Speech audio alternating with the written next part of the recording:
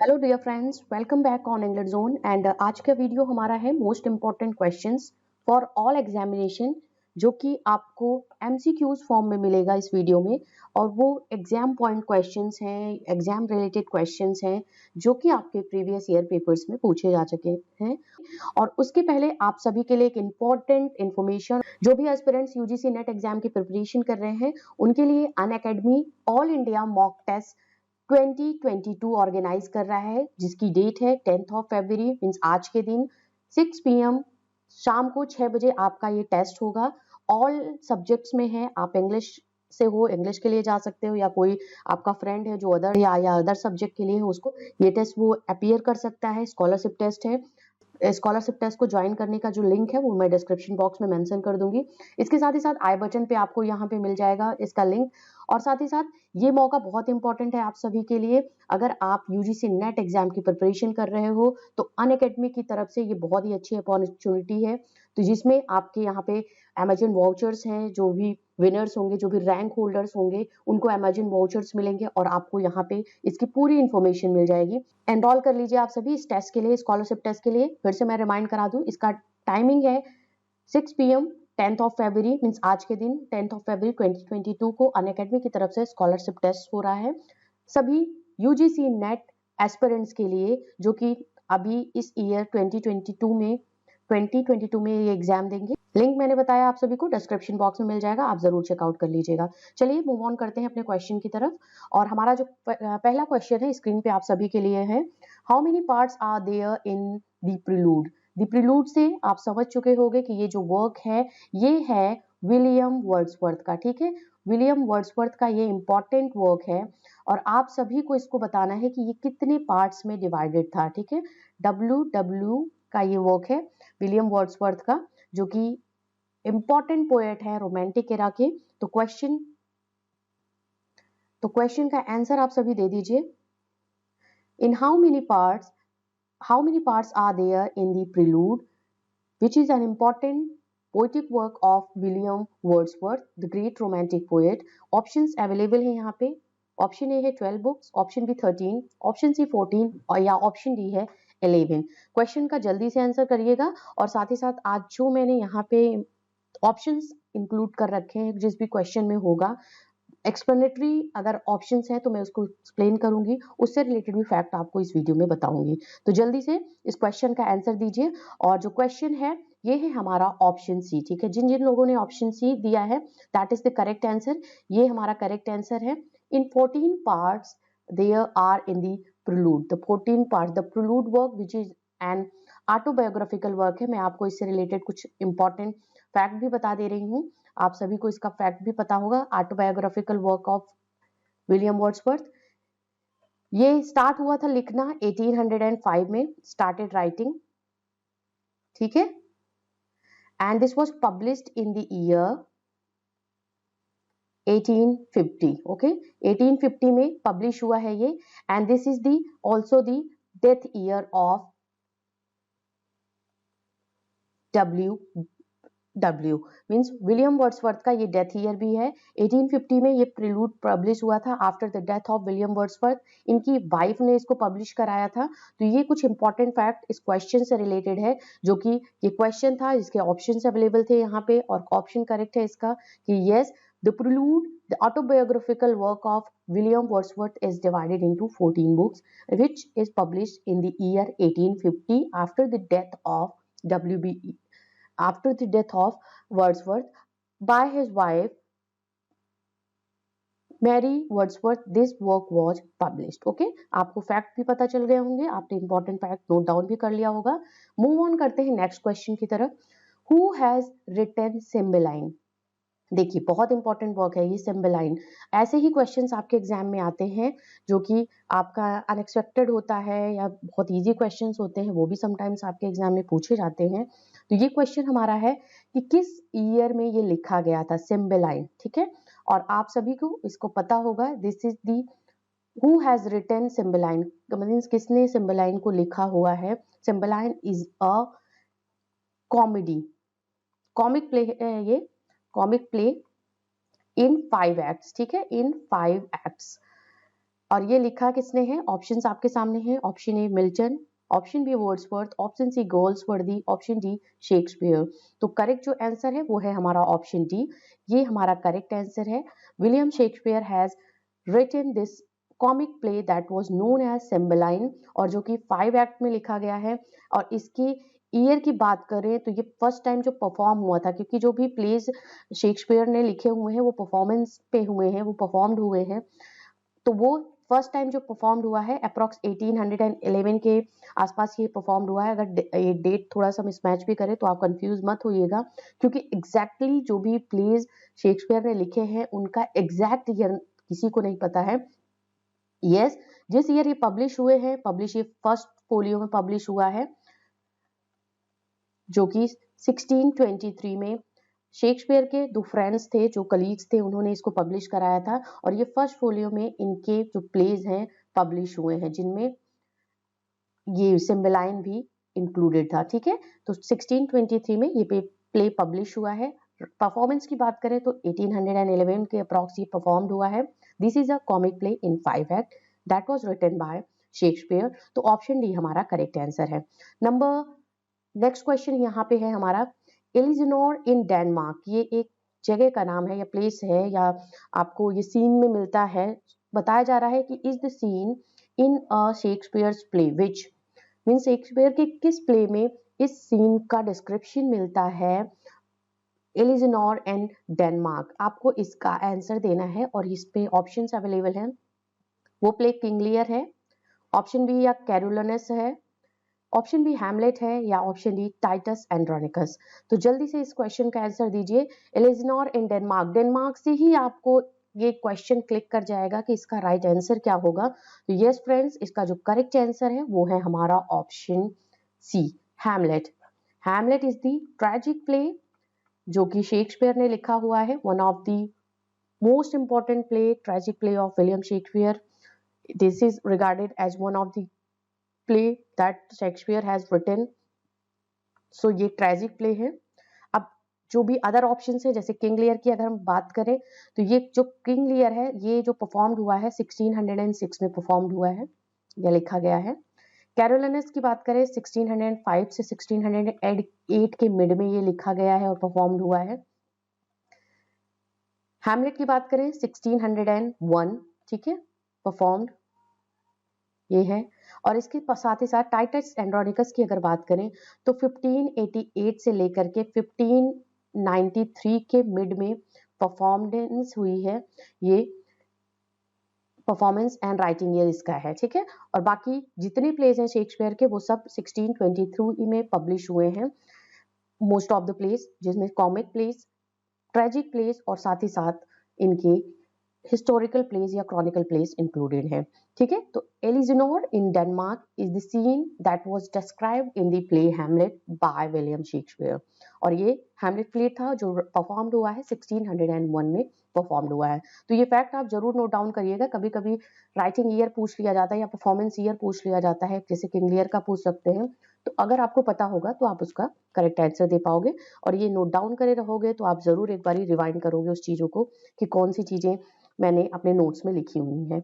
Next question we have here on the screen, who has written Jocelyn among the following writers. देखिए ये कुछ important questions हैं, most expected and most important, most repeated questions हैं आपके exam से related. और इन question से आप बहुत बारी फेमिलियर हो चुके हो, बहुत बारी आप फेस टू फेस इस क्वेश्चन के आ चुके होंगे, कहीं किसी वीडियो में या कहीं किसी वीडियो में, कहीं आपके क्वेश्चन पेपर में। तो एक बार फिर से इसको रिवाइज कर लीजिए आप सभी। Who has written Jocelyn among the following writers? Option A Milton, option B Shakespeare, option C Galsworthy, option D Wordsworth. देखिए ये क्वेश्चन बहुत इजी है, क्वेश्चन का आंसर आप सभी ने दे दिया होगा, लेकिन इससे रिलेटेड फैक्ट भी मैं आपको बताऊंगी, तो वो भी ध्यान से सुनिएगा और नोट डाउन कर लीजिए। तो इस क्वेश्चन का जो करेक्ट आंसर ऑप्शन सी है, Galsworthy. John Galsworthy has written this work Jocelyn, जो कि इंपॉर्टेंट वर्क है। अगर हम बात करें तो ये जो पब्लिश हुआ है ये 1898 में पब्लिश है, ठीक है। दिस इज अ नॉवेल, और इसको जो लिखा है वो गोल्सवर्दी ने लिखा है अंडर द पेन नेम, ठीक है। पेन नेम में लिखा है, ये कुछ इंपॉर्टेंट वर्क्स उन्होंने स्टार्टिंग के अपने पेन नेम से लिखा करते थे, जो पेन नेम था वो जॉन सेंट जॉन था, ठीक है, तो ये जरूर ध्यान दीजिएगा। This is the pen name of Galsworthy, ठीक है, pen name of Galsworthy that was John St John. And novel है ये वर्क, जॉयसलीन जो है ये नॉवेल है, और 1898 में ये पब्लिश हुआ है, ठीक है, this is a novel. Even Galsworthy जो थे वो नॉवेलिस्ट थे, एसेइस्ट थे, ड्रामेटिस्ट थे, means he has all the talent as a poet, as a writer, as a dramatist, as an essayist. We will see in the personality, in the skill of the John Galsworthy. He had all the skills of a great literary figure. Next question की बात करें, the major theme of Milton's Paradise Lost, ये बहुत important question है। Paradise lost का जो major theme है, one of the important theme है, उसकी बात करते हैं हम। ऑप्शंस अवेलेबल हैं, इन ऑप्शंस में से आपको बताना है which is the most important theme in the epic poem of Paradise Lost that was composed by John Milton. Option A है mourning a death, option B है सैटन्स डिसओबीडियंस, ऑप्शन सी है fall of man, option D the creation of man. बहुत बारी इस question से भी आप फिर से फेमिलियर हो गए, और इस क्वेश्चन का बहुत इजी आंसर है, option C is the correct answer, ठीक है, option C fall of man is the correct answer. चलिए कुछ फैक्ट डिस्कस कर लेते हैं पैराडाइज लॉस्ट से रिलेटेड। तो ये जो फर्स्ट पब्लिश हुआ है 1667 में, 10 बुक्स के साथ में पब्लिश हुआ है, फर्स्ट पब्लिकेशन, ठीक है, इसका फर्स्ट टाइम जो पब्लिश हुआ है मैं यहाँ पे मेंशन कर दे रही हूँ 1674 में, क्योंकि ये एक एपिक पोएम थी, ठीक है, this was an epic poem, तो इसीलिए यहाँ पे इसको 12 to 14 बुक्स में इसको करा गया था। जैसे जो एपिक पोएम्स होते हैं वो 14 या 12 बुक्स में लिखे जाते हैं, तो यहाँ पे मिल्टन ने इसको 12 बुक्स में लिखा है। जो 12 बुक्स में आया था वो सेकेंड एडिशन में, इसका जो सेकेंड टाइम जब ये पब्लिश हुआ था 1674 में, विद 12 बुक्स ये पब्लिश हुआ है, ठीक है,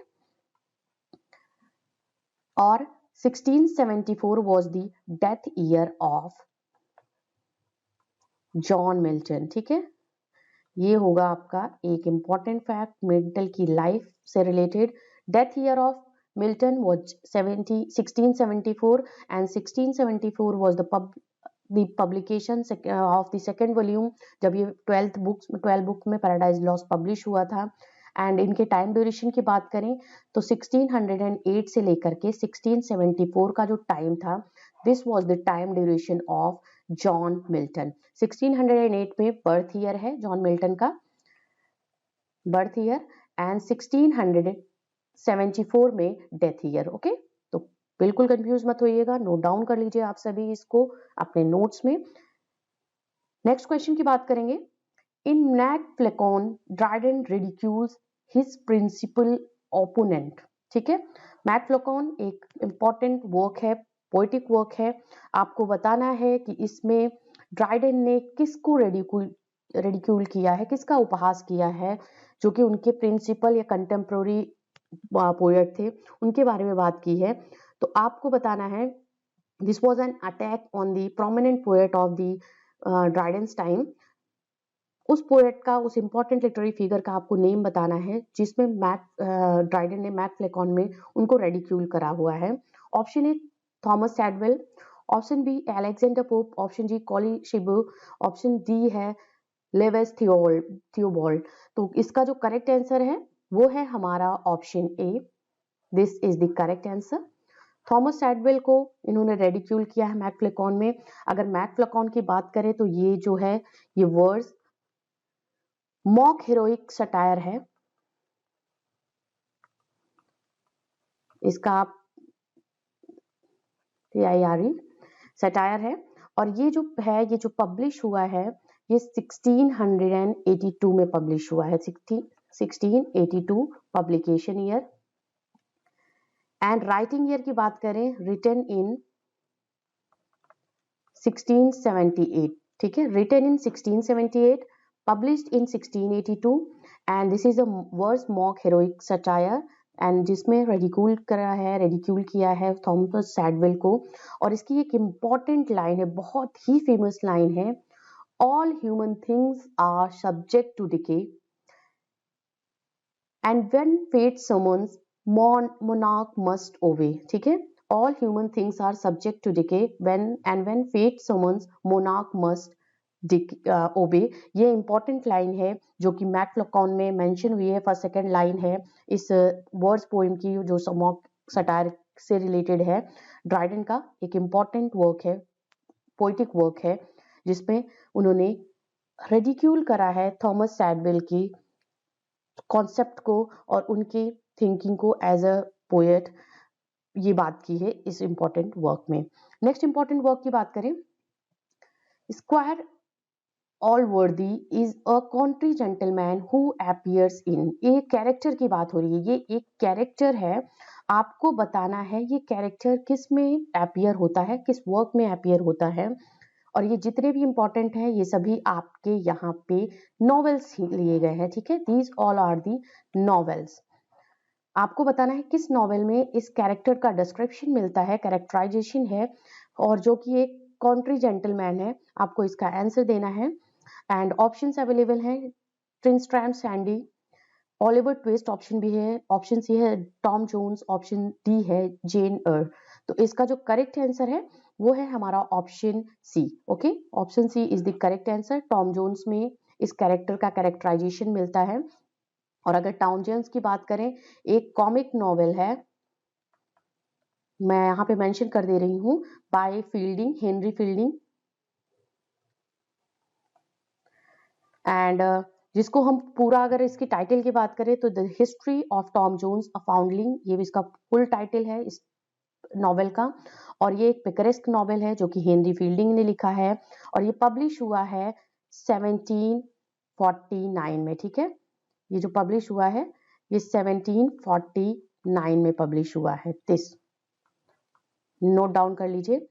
ऑलिवर ट्विस्ट की बात करें तो ऑलिवर ट्विस्ट जो है ये चार्ल्स डिकेंस का वर्क है। ठीक है, ट्रिस्ट्राम शैंडी ये है जो लॉरेंस टर्न का इंपॉर्टेंट नॉवेल है, लॉरेंस टर्न, एलिस टर्न यहाँ पे। एंड जेन एयर आप सभी जानते हो, ये शैरलेट ब्रॉन्टे का इंपॉर्टेंट वर्क है, इंपॉर्टेंट नॉवेल है, one of the famous novel of Charlotte Bronte, that is Jane Eyre. तो Tristram Shandy that is related to Lawrence Stern, which is a novel. Oliver Twist, Charles Dickens, which is a novel.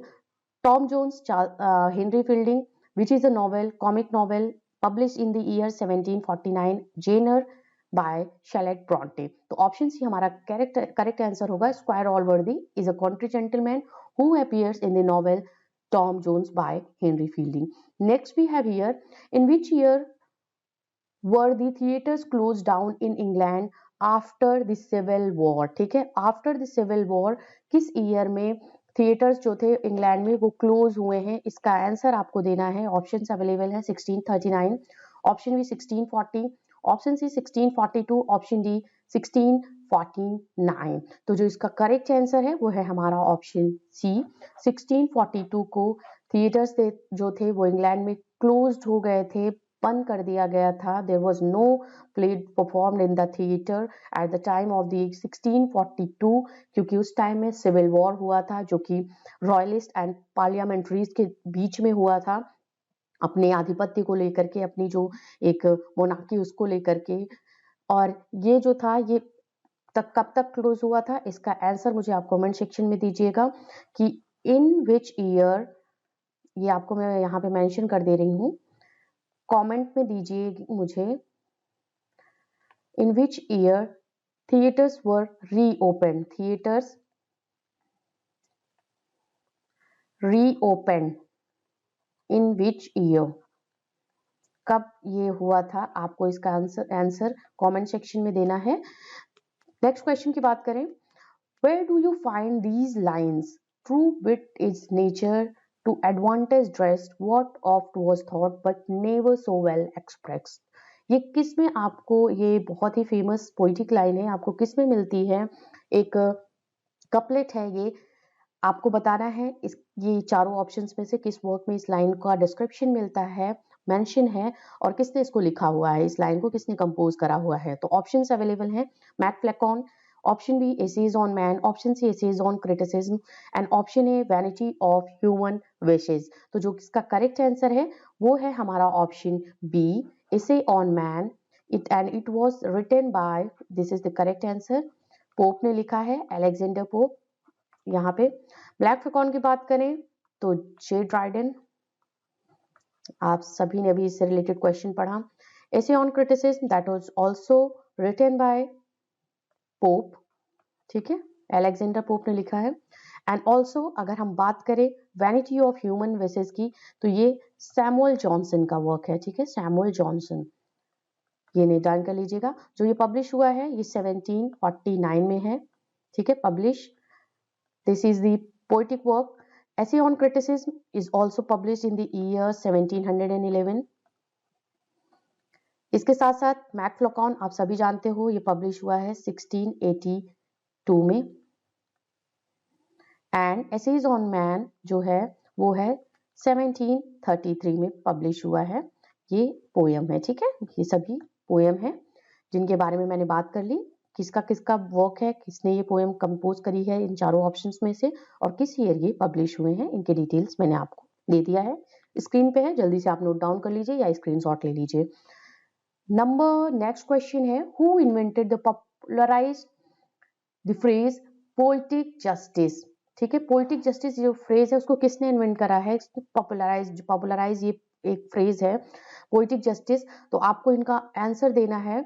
और poetic justice की अगर हम बात करें तो इसमें क्या होता है, virtue is rewarded and viciousness is punished, ठीक है, जो वर्च्यू होती है, जो वाइस होता है उसको पनिश करा जाता है और जो वर्च्यू होता है उसको रिवार्ड दिया जाता है। ये एक तरीके का लिटरेरी डिवाइस है जो कि यूज होता है, जैसे आप प्लेज में देखोगे कि मोस्ट ऑफ द प्लेस जो होते हैं उसमें आपका वर्च्यू मिलता है, जो वर्चुअस पर्सनालिटीज होती हैं, कैरेक्टर होते हैं, वो मीन्स अपनी लाइफ को एंड में अच्छे से जीते हैं, अच्छे से वो अपना लाइवलीहुड जो होता है वो स्पेंड करते हैं।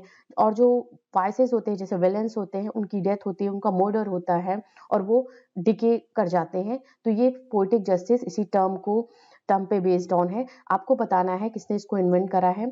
Option A Dryden, option B Johnson, means Samuel Johnson की बात हो रही है, option C Rymer, and option D Shakespeare. तो करेक्ट जो आंसर है ऑप्शन सी है हमारा। ये this was the invented by Thomas Rymer, जिनका पूरा नेम है Thomas Rymer, THOMAS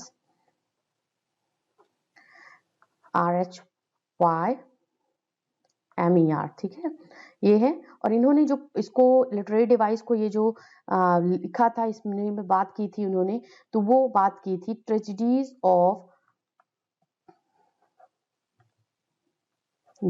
of lost as, ठीक है, ट्रेजेडीज ऑफ लॉस्ट एज में इन्होंने ये बात की थी जो कि पब्लिश हुआ था 1677 में, ठीक है। तो ये poetic justice, this was the literary device that was invented by the great English critic that was Thomas Rymer, and उन्होंने ट्रेजेडीज ऑफ लॉस्ट एज जो कि 1677 में पब्लिश हुआ है उसमें इस चीज के बारे में, इस पोएटिक जस्टिस के बारे में बात करी है। और पोएटिक जस्टिस होता है जिसमें vice is punished and virtue is rewarded, okay, virtue को रिवार्ड मिलता है, पुरस्कार मिलता है, और जो वाइस बुराई होती है उसको पनिश किया जाता है। ये इसका टर्म का मीनिंग है और इसको ये जस्टिफाई करता हुआ इससे रिलेटेड बहुत प्लेज लिखे गए हुए और बहुत नॉवेल्स लिखी गई हैं। तो ये कुछ क्वेश्चंस थे जिसमें हमने बात की इंपॉर्टेंट रिपीटेड क्वेश्चंस की जो आपके एग्जाम पॉइंट ऑफ व्यू से इंपॉर्टेंट होते हैं, चाहे किसी भी आप एग्जाम के लिए जाओ। और साथ ही साथ फ्रेंड्स जरूर आप डिस्क्रिप्शन बॉक्स चेक कर लीजिएगा जिसमें अनअकैडमी की तरफ से जो स्कॉलरशिप टेस्ट आपका हो रहा है, स्कॉलरशिप टेस्ट ऑर्गेनाइज करा जा रहा है। आज 10 फरवरी 6 PM को ये टेस्ट होगा, आप सभी एनरोल कर लीजिए। लिंक आपको डिस्क्रिप्शन बॉक्स साथ ही साथ आई बटन में मिल जाएगा एंड स्क्रीन पे आपको मिल जाएगा। आप वहां से जाकर के इस टेस्ट को दे सकते हो। आपको बहुत ही इम्पॉर्टेंट एक आपका प्रिपरेशन पता चलेगा कि आप किस तरीके से प्रिपेयर कर रहे हो, और साथ ही साथ आपको अट्रैक्टिव रिवॉर्ड्स भी उसमें मिलेंगे जो भी उसके रैंक होल्डर्स होंगे उस स्कॉलरशिप टेस्ट में। तो बिल्कुल स्किप मत करिएगा, इसको जरूर आप इनरोल कर लीजिए। जो भी एस्पिरेंट्स हैं यूजीसी नेट एग्जाम्स के लिए जो अपीयर कर रहे हैं या किसी भी एग्जाम के लिए, चाहे आप टीजीटी पीजीटी एग्जाम के लिए हो, DSSS एग्जाम के लिए हो, बट अगर आप ऑब्वियसली प्रिपरेशन कर ही रहे हो यूजीसी नेट एग्जाम की, तो उसको जरूर आप एनरोल कर लीजिए उस स्कॉलरशिप टेस्ट के लिए। और फिर से मैं रिमाइंड करा दूं आपको, आज ही होना है 10th ऑफ February को evening 6 p.m. on Unacademy, India's largest learning platform. And मिलते हैं नेक्स्ट वीडियो में. Till then keep watching and keep learning. Thank you very much.